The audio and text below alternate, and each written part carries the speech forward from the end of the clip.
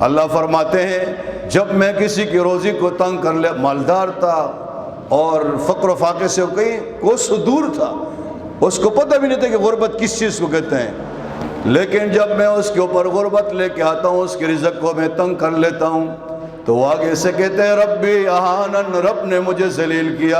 اہانن، کوٹی سے جھونپڑی میں لے کے آیا، کار سے سائیکل پہ لے کے آیا، اوروں کو دینا چاہیے میں نہیں دے سکا، لیکن جہاں اور لوگ کھڑے ہوتے ہیں راشن کے لیے، مجھے اس لین میں رب نے کھڑا کیا، مجھے رب نے ذلیل کیا۔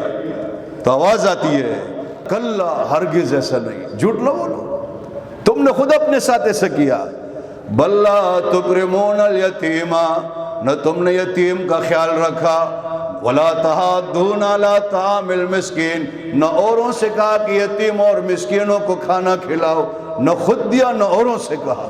جب جہنمی جہنم میں چلے جائیں اور جنتی جنت میں، تو یہ جنتی جہنمیوں سے سوال کریں گے، تفصیل کا وقت نہیں، کہیں گے ما سلککم فی سقر، اے جہنمیوں وہ کون سی چیز تھی جو تمہیں جہنم میں لے کے آئی ہے؟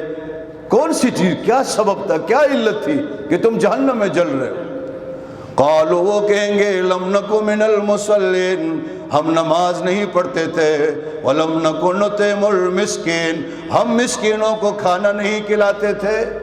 دو بڑی وجہ بیان، نہ نماز پڑھتے تھے نہ غریب کو کھانا کھلاتے تھے۔